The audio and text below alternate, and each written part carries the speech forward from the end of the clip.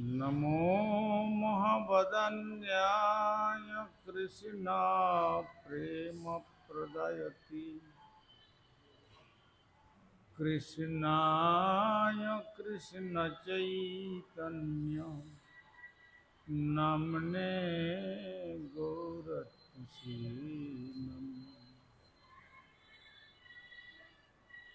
अंगस्यमलिमच्छटाभिरभितो मन्दीकृतिन्धीवरम् जड्डञ्जागुडरची संविदधतं पट्टं वरुष्य श्रियम्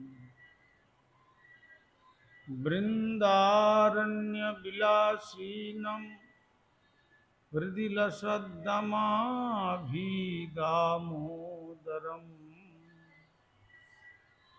श्रीराधास्कन्दनिवेशितजलभुजम् ध्येयेम श्रीराधा दामोदरम् ॐ नमः भगवते वासुदेवाय।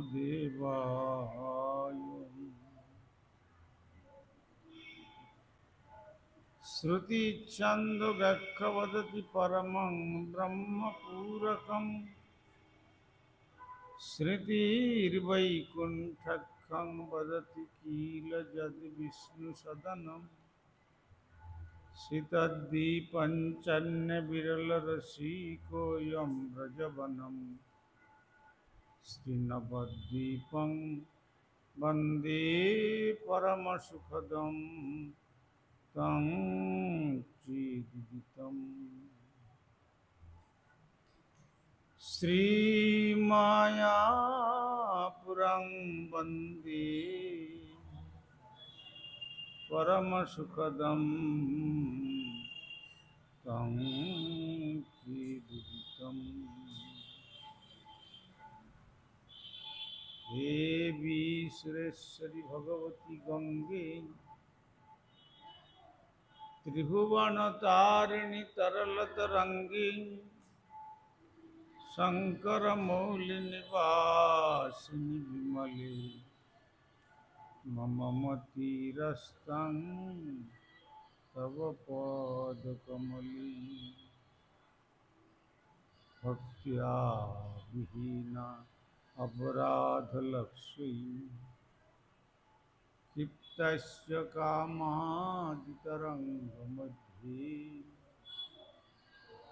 कृपामयि त्वं शरणं प्रपन्य वृन्दे नमस्ते श्रीचरणारविन्दम्।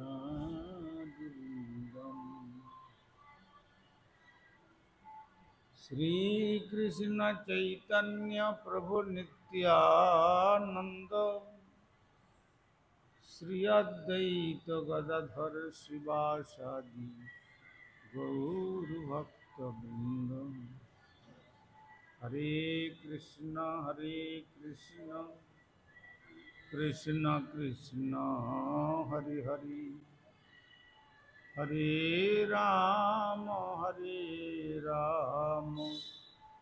राम राम हरे हरे। श्री गुरुदेव जय प्रभुपाद, जय राम जय जय श्री राम, जय जय श्री राम।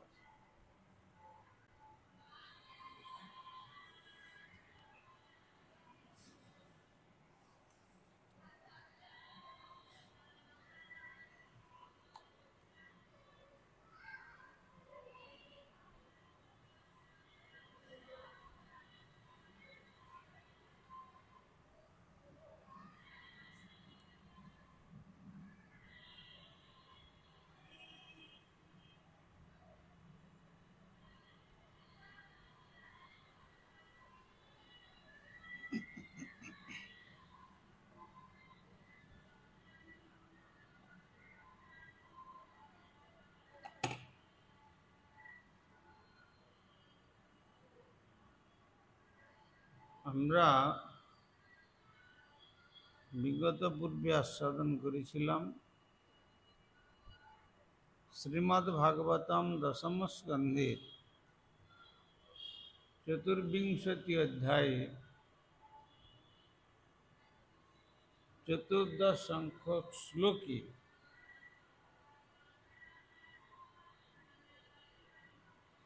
সমস্ত ব্রজবাসী গণকে উপলক্ষ করে নন্দ মহারাজকে এবং অন্যান্য যে সমস্ত বয়োবৃদ্ধ ব্রজবাসীগণ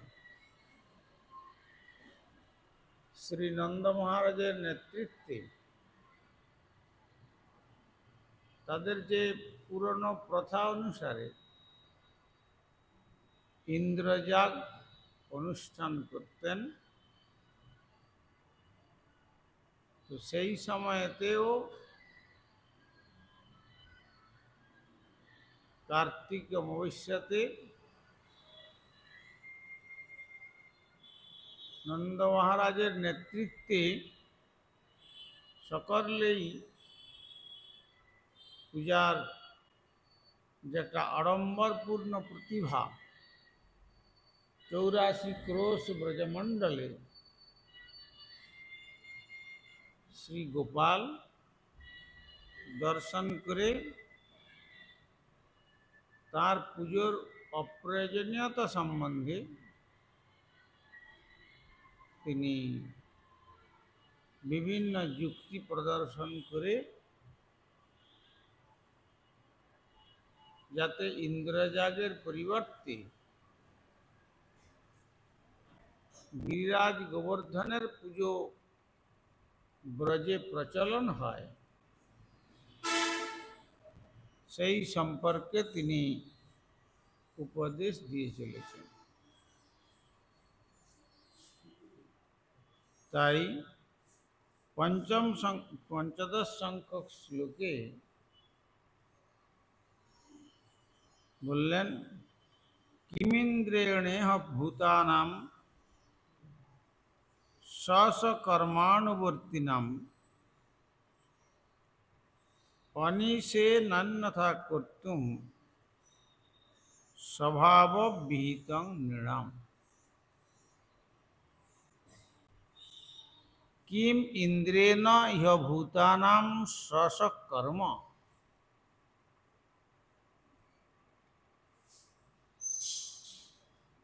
ইন্দ্রের দ্বারা কি এখানে ভূতানাম জীবগণের জন্য স্ব তাদের নিজ নিজ কর্ম সকাম কর্মের অনুবর্তী নাম যারা ফলসমূহ ভোগ করছে, অনিষেণ ইন্দ্র যিনি অসমর্থ, অন্যথা কর্তুম অন্যথা করতে স্বভাব তাদের বদ্ধ অবস্থার দ্বারা বিহিতম যা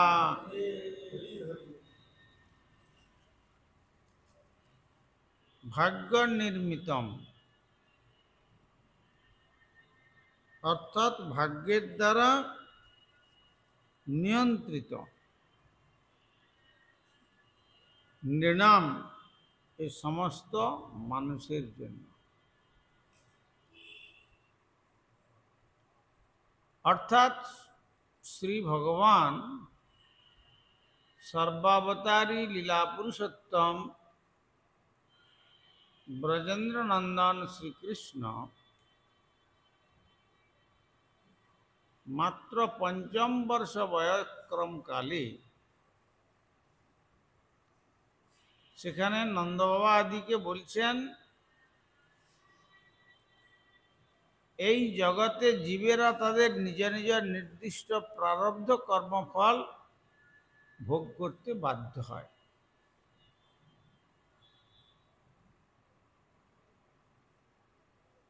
এ নিজ নিজ কর্মের ফল অদৃষ্ট রূপে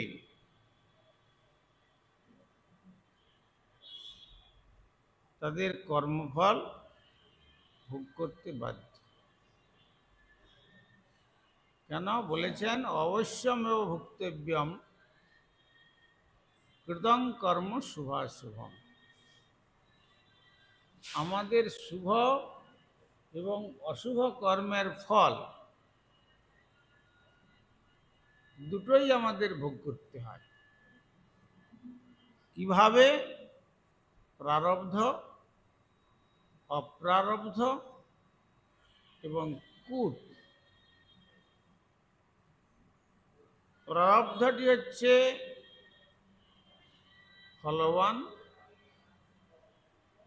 আর অপ্রারব্ধটি হচ্ছে ফলন্মুখ। আর কূটটা হচ্ছে এখন সম্পূর্ণরূপে গচ্ছিত, পরে পরে আসবে। প্রারব্ধ শেষ হবে, তারপরে অপ্রারব্ধটা প্রাপ্ত হবে।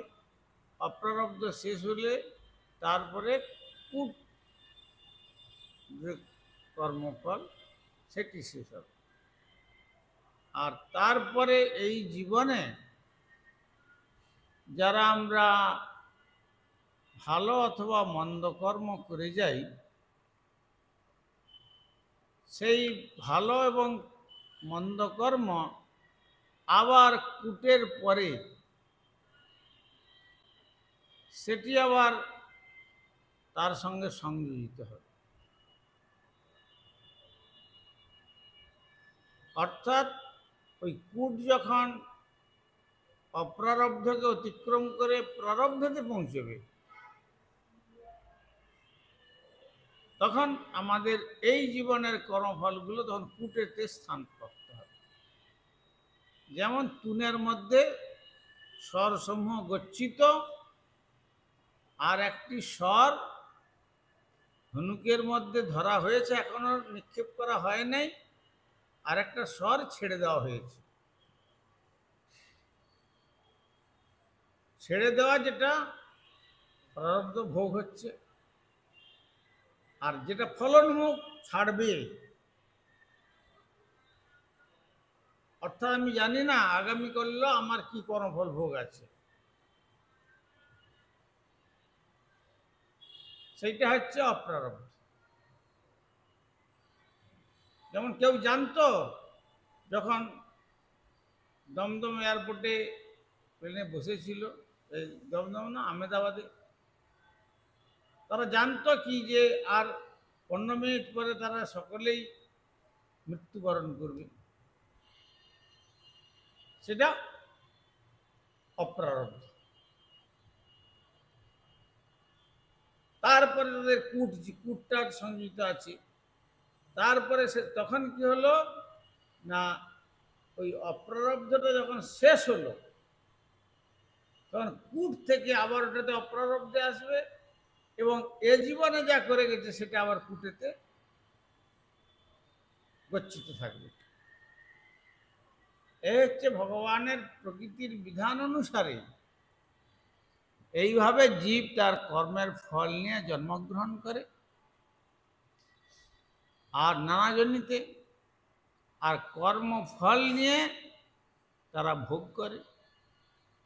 লোকে বলে যে সারা জীবন ভালো কর্ম করলাম, আর এই দেখা গেল যে এত কষ্ট ভোগ করতে হচ্ছে, কিন্তু তাহলে কি হবে? সেটা তো আর এই জীবনের নয়। সারা জীবনে যে ভালো কর্মটা করছে কি খারাপ কর্মটা করে যাচ্ছে, এটা হচ্ছে পূর্বজন্মার্জিত। আর এই জীবনে যা করে যাচ্ছে এটা হচ্ছে পরজীবনের জন্য।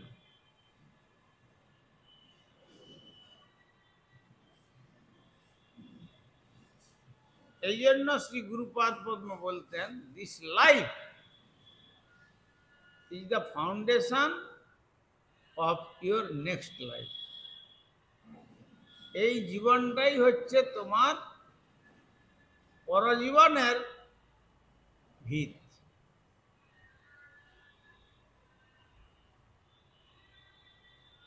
সুতরাং ভালো কর্ম করলেই যে ভালো কর্মের ফল সঙ্গে সঙ্গে প্রাপ্ত হবে তা হতে পারে না। কিন্তু কোন কোন ক্ষেত্রে যখন দেখা যায় যে তার পূর্বের কর্মফলগুলো প্রায় সে তার ভালো থাকার জন্য খুব জলদ স্পিডে যেমন রিল টেনে নেয়, সেগুলো ভোগ হয়ে বেরিয়ে গেছে, তখন এই জীবনের প্রথমের কর্মফলটাও তার শেষ জীবনের দিকে দেখা দেয়।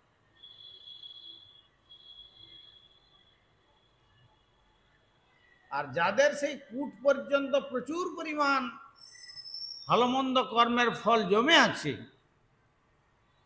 সে এই জীবনের কোনো কর্মফল ভোগ করতে এবারে পারবে না। এর জন্য তার জন্মান্তর।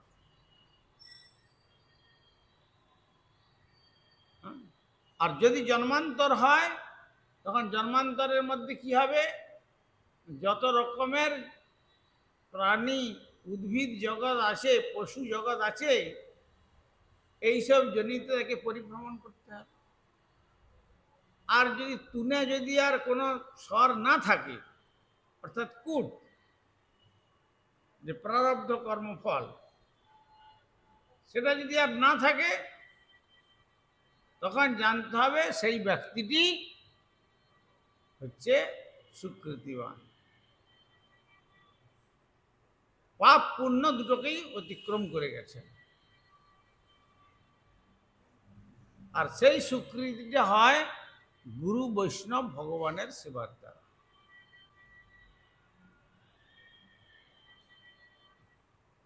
যদিও গুরু এবং বৈষ্ণব একই তত্ত্ব,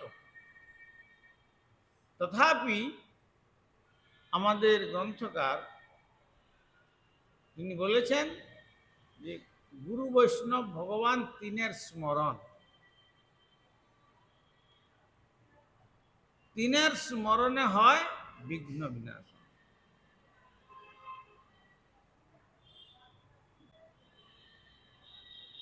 সেই জন্য এখানে জীব কর্মফল ভোগ করার জন্যই জন্মান্তরে প্রবেশ করে। শুধু মানুষ নয়, জীব তারা কর্মফল ভোগ করার জন্যই এই জগতে প্রবেশ করে। আর যাদের কর্মের আর মানে কূটের মধ্যে আর কিছু নাই, সব শেষ, সুকৃতি এসে গেল, তখন সৎসঙ্গ প্রাপ্যতে পুঙ্গি সুকৃতির পূর্ব সঞ্চিতই।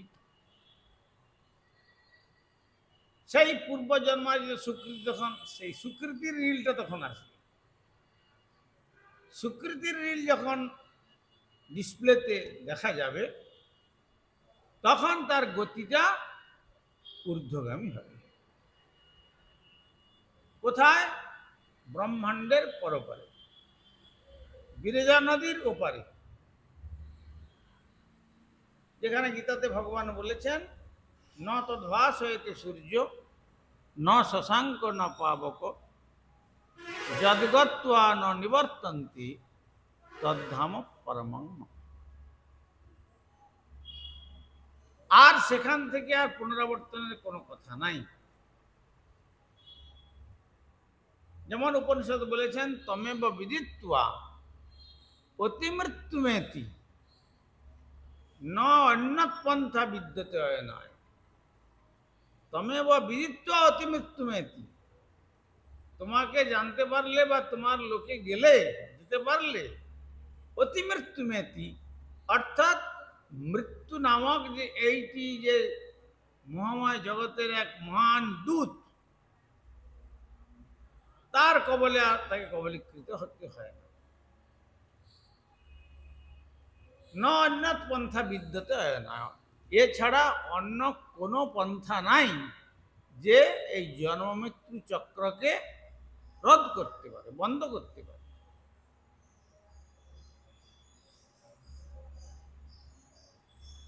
তার ইচ্ছা না থাকলেও যা বলছে হয়তো তার যে আমার এই কর্মফল ভোগ করার ইচ্ছা নাই, বা আমার আর এই জগতে আসার ইচ্ছা নাই। গীতাতে কি বলেছেন? অনিচ্ছন্ন বিবাসনীয় বলাদিব নিয়োজিত। ইচ্ছা না থাকলেও কর্মফল তাকে জোর করে বাধ্য করবে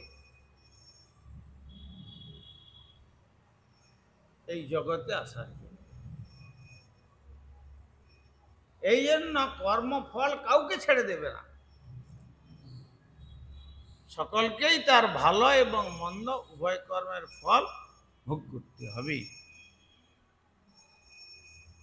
তাই এখানে শ্রী ভগবান সর্বাবতারী লীলা পুরুষোত্তম ব্রজেন্দ্র নন্দন শ্রীকৃষ্ণ তিনি বললেন যে এই জগতে জীবেরা তাদের নিজ নিজ নির্দিষ্ট প্রারব্ধ কর্মফল ভোগ করতে বাধ্য হয়। নন্দবাবাদিকে বলছেন যে এই যে জগতে, অর্থাৎ এই মর্ত্য জগতে, মর্ত্য জগৎ বলতে অতল বিতল সুতল তলাতল মহিতল রসাতল পাতাল, আর এদিকে ভুব জন তপ মহ সত্য, এই যে 14টি ভুবন, 14টি ভুবন নিয়ে হচ্ছে ব্রহ্মাণ্ড। আর এই ব্রহ্মাণ্ডকে অতিক্রম করে বৈকুণ্ঠের গড় খাই, মানে পরীক্ষা। পরীক্ষা মানে বোঝো তো? আগে আগে যেমন রাজা রাজাদের কি হতো, রাজপ্রাসাদ নির্মাণ হয়েছে, রাজধানী নির্মাণ হয়েছে, তার চতুর্দিকে একবারে গভীর করে অন্তত 100-200 হাত চওড়া করে, হয়তো গভীর করে তো অন্তত পক্ষে সেখানে 50 ফিট এরকম গভীর করে তার মধ্যে জল দিয়ে ভরে রাখত,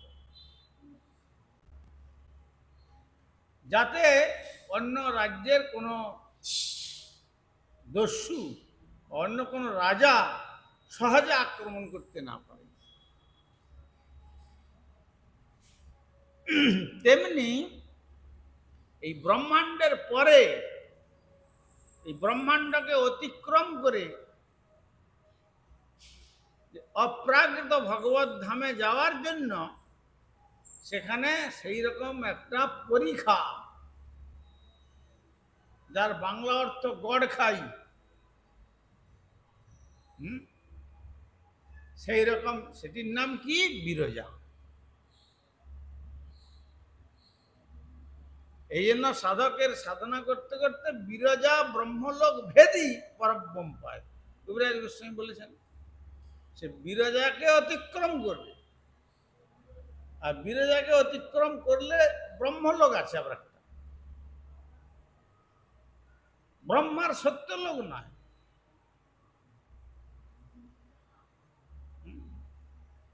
যারা ব্রহ্মবাদী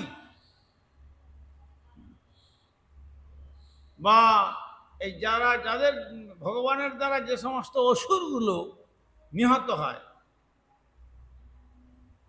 তাদেরকে ভগবান বিরজার পরে সেই ব্রহ্মলোকেতে স্থান দেন। তারপরে ভজন করতে করতে করতে করতে পরপর সেই বৈকুণ্ঠ, তারপরে অযোধ্যা, তারপরে মথুরা, তদুপরি যায় লতা গোলক বৃন্দাবন। ওটা হচ্ছে টপ মোস্ট ডেস্টিনেশন, তারপরে আর রাস্তা নেই। সেইটাই হলো আমাদের গন্তব্যস্থল। সেইখানে যাওয়ার জন্যই সেটাই অমৃত লোক, অমৃতময় ধাম।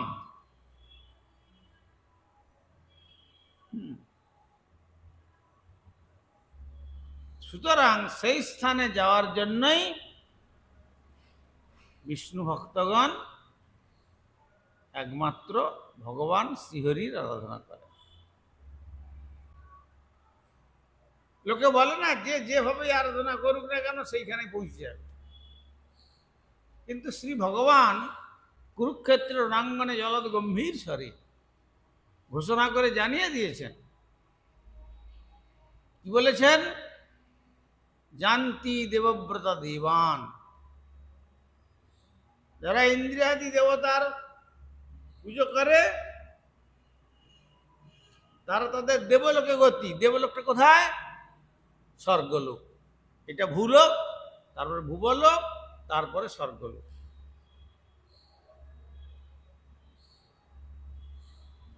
জানতি দেবব্রত দেবান পিতৃন জানতি পিতৃব্রতা, যারা পিতৃপুরুষগণকে সন্তুষ্ট করতে চান, যারা বলেন যে হ্যাঁ পিতৃপুরুষকে সন্তুষ্ট করলে ভগবান সন্তুষ্ট, ভগবানের কাছে যাওয়া যাবে,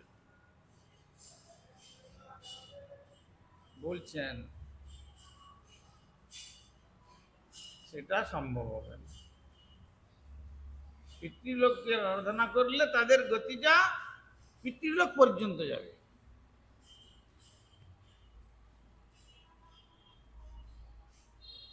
ভূতানি জানতি ভূতেজ্জা, যারা ভূতপ্রেমী, ভূত মানে এখানে প্রাণী,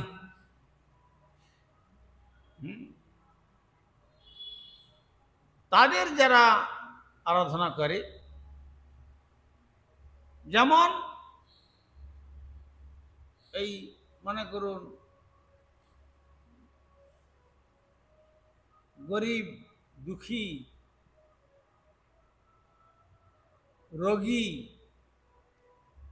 বস্ত্রহীন, দুবেলা দুটো অন্ন জোটে না, তাদের যারা সেবা করে তাদের জন্য কি হয়? তাদের জন্য ভূতলোক প্রাপ্তি হয়। আর জানতি মজ্জাজি নমাম, আর যারা আমার আরাধনা করে তারা আমার গোলক বৃন্দাবনেতে পৌঁছতে পারে। সুতরাং ভগবান শ্রীকৃষ্ণের আরাধনা ছাড়া অমৃতময় লোকে যাওয়ার অন্য কোনো রাস্তা নয়। এই জন্য বললেন যে কৃষ্ণ নাম ভজজীব, আর সব মিছে, তোমাকে অমৃত লোকে কেউ নিয়ে যেতে পারবে না। আর পলাইতে পদ নাই, জম আছে পিছে। কৃষ্ণ নাম ভজন না করলে তাদের জন্য যমলোক।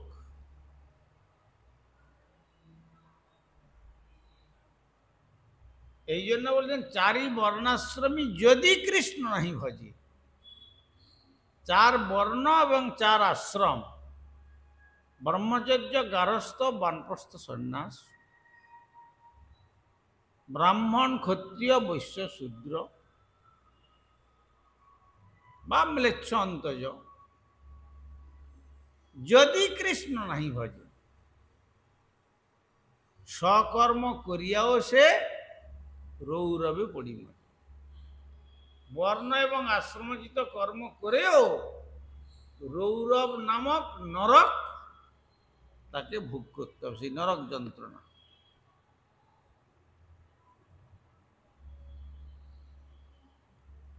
এই জন্য ধর্মরাজ তার দূতগণকে এই শিক্ষা দিয়েছিলেন যে দেখো আমার এই যে এত নরককুণ্ড আছে,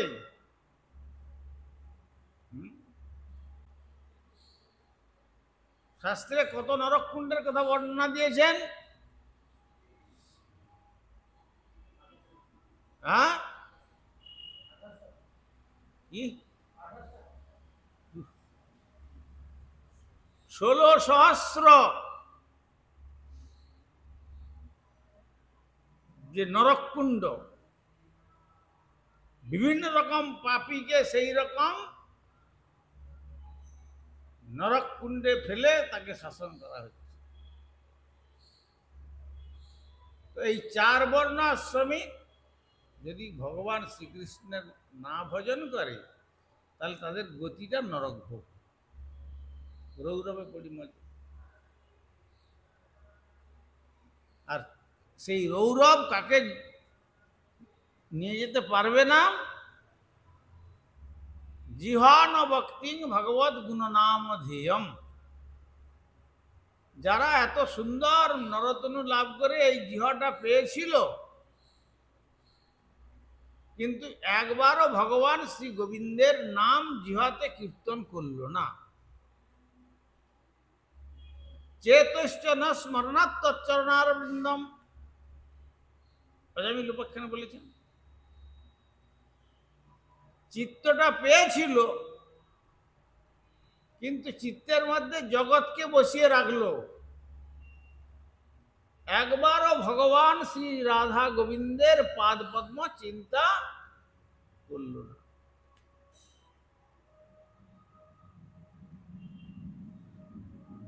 জিহ্বান ভক্তিং ভগবত গুরুনাম ধ্যেয়ং চেতস্য ন স্মরণাৎ তচ্চরণার বৃন্দম। আর কৃষ্ণায় ন নমতি যচ্ছির একদাপি, এই মাথাটা পেয়েছিল, একবারও ভগবান শ্রীকৃষ্ণের শ্রীবিগ্রহকে দর্শন করে মাথাটা নত করে প্রণাম করল না। কৃষ্ণায় নমতি, এখানে অনেককে আসতে দেখা যায়, ধামে আসছে পয়সা খরচা করে, কিন্তু ভগবত মন্দিরে আসে না। ওই গঙ্গার ধারে ধারে ঘুরে বেড়ায়, আর ওই পার্কে ঘুরে বেড়ায়, আর নানা রকম ভোগের উপকরণ সংগ্রহ করে, আর তারপরে বাস চলে যায়। আর যদি কোন ক্রমে কোনো মন্দিরে গিয়েছে, মন্দিরে শ্রী ভগবানকে দেখে একটাবারও মাথা নত করে পঞ্চাঙ্গ বা সাষ্টাঙ্গ দণ্ডবত প্রণাম করে না। ভগবানকে দেখে প্রণাম করাটা বা গুরু বৈষ্ণবকে দেখে প্রণাম করাটা, তারা সেটা তাদের মনে করে যে এতে আমাদের প্রেস্টিজটা পাঞ্চার হয়ে যায়।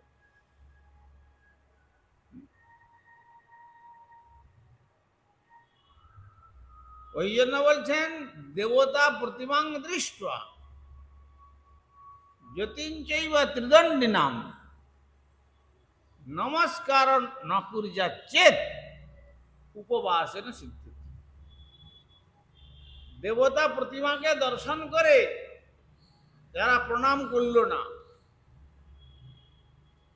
আর ত্রিদণ্ডী সন্ন্যাসীকে দর্শন করে যারা প্রণাম করল না,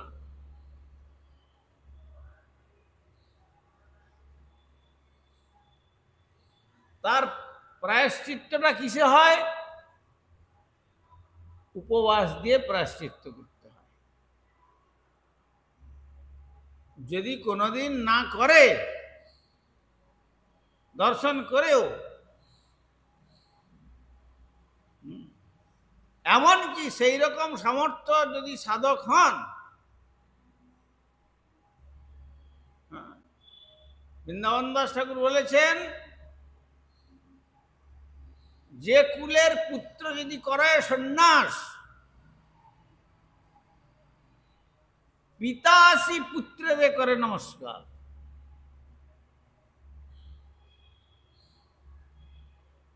পুত্র যদি সন্ন্যাসী হয়, নিষ্ঠার সহিত সন্ন্যাস গ্রহণ করে যদি ভজন করেন, তাহলে তার জন্মদাতা পিতা আসলেও যদি সেই পুত্রকে প্রণাম না করে, তাহলেও তার উপবাস দিয়ে তার প্রায়শ্চিত্ত।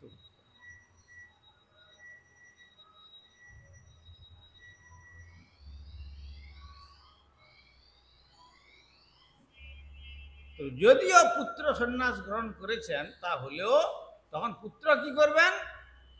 পুত্র তার প্রণামটাকে না গ্রহণ করে তিনি তার গুরুপাদ পদ্মে অর্পণ করবেন। কেননা এই সন্ন্যাস আশ্রম, আশ্রমের মর্যাদাটা এত, কিন্তু সেই আশ্রমটা গ্রহণ করে যদি আমরা আশ্রমের মর্যাদা প্রতিপালন না করি, হ্যাঁ, বা বিষয় ভোগপ্রবণ চেষ্টাতে আমাদের জীবনকে অতিবাহিত করি, তাহলে বলছেন যে কোটি জন্মেও তার নাই নিস্তার।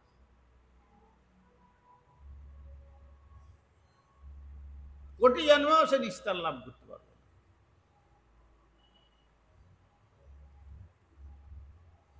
আর বিশেষ করে প্রকৃতি সম্ভাষণ হরিদাস ঠাকুরকে দিয়ে মহাপ্রভু শিক্ষা দিলেন। কৃপা তো দূরের কথা, বলে দিলেন যে বৈরাগী হইয়া করে স্ত্রী সম্ভাষণ, দেখিতে না পারি আমি তার বদন। তাকে কৃপা করা তো দূরের কথা,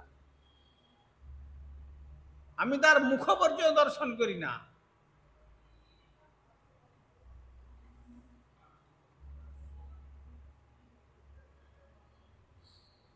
সুতরাং সেই জন্য সন্ন্যাস ধর্ম গ্রহণ করলে সেই জীবনটিকে সেইভাবে গড়ে তুলতে হয়।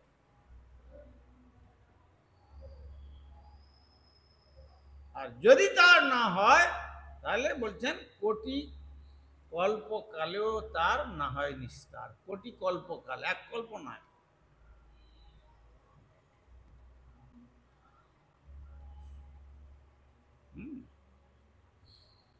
সেই জন্য এখানে বলছেন যে যারা বুদ্ধিমান, ভগবান নিজ মুখে বলছেন, তাদের নির্দিষ্ট নিজ নিজ প্রারব্ধ কর্মফল ভোগ করতে বাধ্য, যত বড়ই বুদ্ধিমান ব্যক্তি হন না কেন, জগতের পাণ্ডিত্যপূর্ণ প্রতিভা থাকুক না কেন, জগতের পদমর্যাদায় তিনি ভারত কেন পৃথিবীর যদি সর্বশ্রেষ্ঠ হন, যদি কৃষ্ণ ভজন না করে, তাহলে সকর্ম করিয়াও সে রৌরবে পড়ি মরে।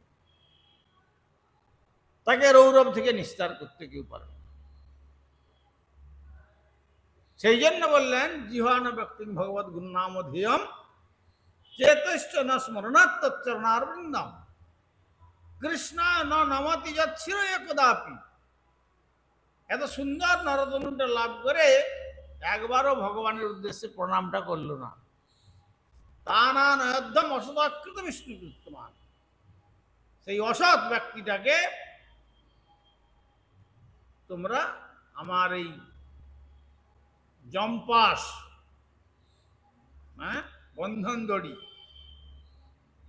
সেইটাকে ধরে নিয়ে এসো আমার এখানে।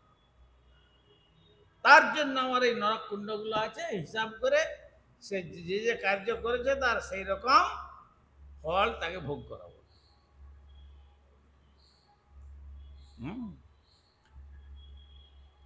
যেহেতু মানুষের স্বভাবজাত ভাগ্য ইন্দ্র কোনোভাবেই পরিবর্তন করতে পারেন না। এখানে একবারে পুরো নেগেটিভ প্ল্যাটফর্মের কথাটা বললেন যে তোমরা যে এত ইন্দ্রের উদ্দেশ্যে পুজো করবার জন্য এত আগ্রহ প্রকাশ করছো, পুজো করে লাভ কি, এতগুলো কথা তো আগে বললেন। এখন বলছেন যে যেহেতু মানুষদের স্বভাবজাত ভাগ্য ইন্দ্র কোনোদিনই পরিবর্তন করতে পারেন না, কিন্তু মানুষের স্বভাবজাত ভাগ্যকে পরিবর্তন করতে পারেন কে? ভগবান শ্রীকৃষ্ণ।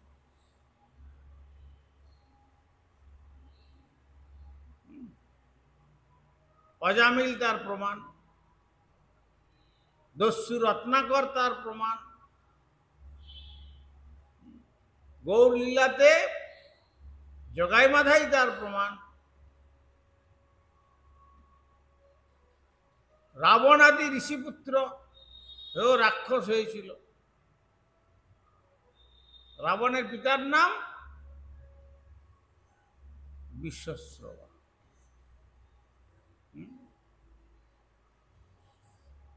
কিন্তু তা সত্ত্বেও ভগবান, যদিও ভগবানের পার্ষদ ছিলেন, কিন্তু পার্ষদদের দিয়েই তো জগৎকে শিক্ষাদান করা। কথায় লোকে বলে না, নিজের মেয়েকে মেরে আর বৌমাকে শিক্ষা দেওয়া। বৌমা অপরের মেয়ে, তাকে আর কি করে বলবে? নিজের মেয়েকে শাসন করছে, এরকম এরকম করলি কেন, এইভাবে।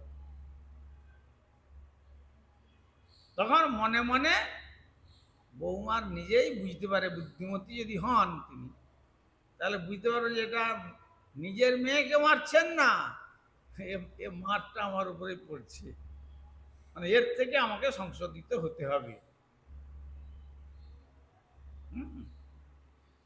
তো সুতরাং এখানে বলছেন যে মানুষদের স্বভাবজাত ভাগ্য ইন্দ্র কোনোভাবেই পরিবর্তন করতে পারেন না।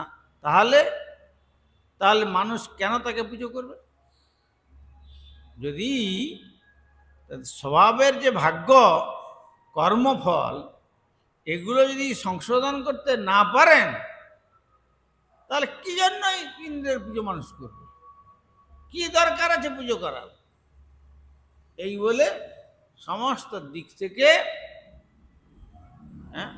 শ্রী ভগবান এইভাবে উপদেশ প্রদান করে চলেছেন। বিশদ বর্ণন আমরা আগামীকালে আলোচনা করব। কৃপা সিন্ধু ভয়ে বচ পতিতানাং পাবনেভ্যো বৈষ্ণবেভ্যো নমঃ।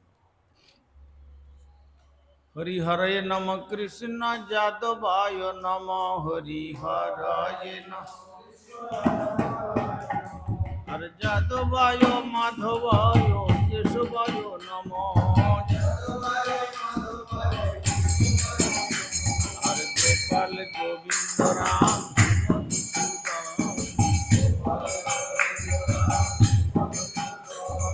গিরিধারী গোপীনাথ মদন মোহন,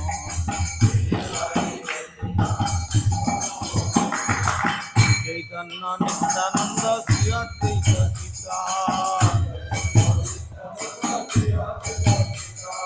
হরি গুরু বৈষ্ণব ভাগবত গীতা, শ্রীরূপ সনাতন ভট্ট রঘুনা,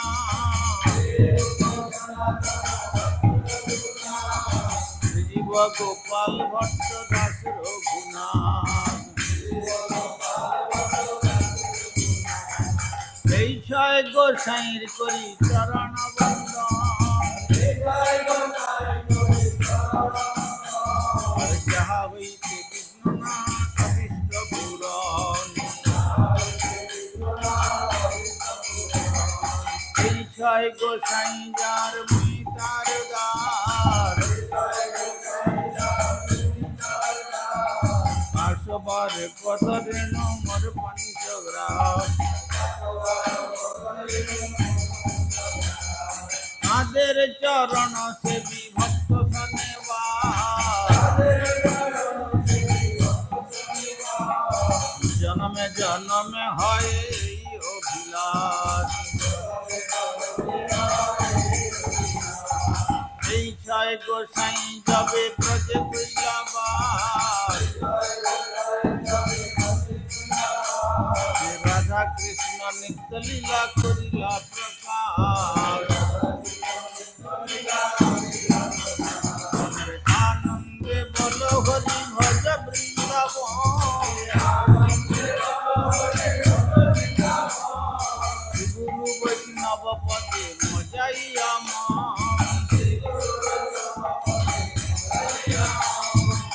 গুরু বৈষ্ণব পাদ পদ্ম করিয়া,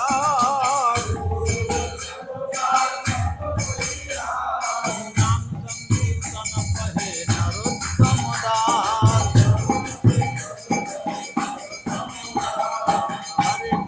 হরে কৃষ্ণ কৃষ্ণ কৃষ্ণ হরে হরে, হরে রাম রাম রাম হরে হরে, হরে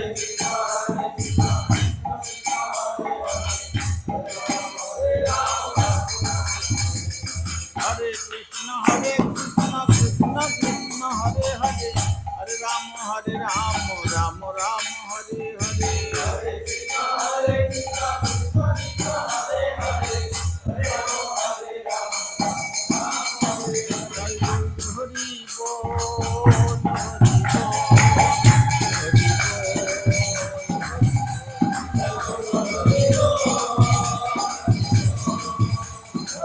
बोल।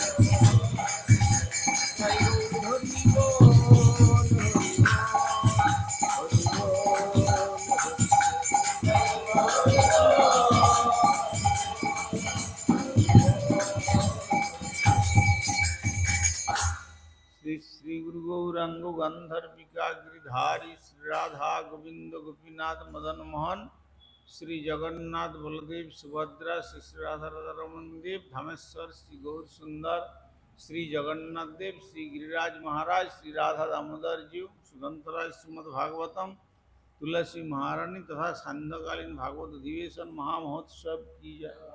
परमाराध्य श्री गुरुपाद पद्म विष्णुपाद श्री श्रीमद भक्ति कुमुद संत गोस्वामी ठाकुर की जय। जगत गुरु श्रील प्रभुपाद भक्ति सिद्धांत सरस्वती गोस्वामी ठाकुर की जय। सपार सदचिनंदन श्री गौर सुंदर की जय। सपार सद श्रील प्रभुपाद की जय। श्री रूपानुग गुरु वर्ग की जय। ग्रंथराज श्रीमद भागवतम की जय। श्रोता भक्त वृंद की जय। श्री श्री निताई गौर प्रेमानंदे हरि हरि।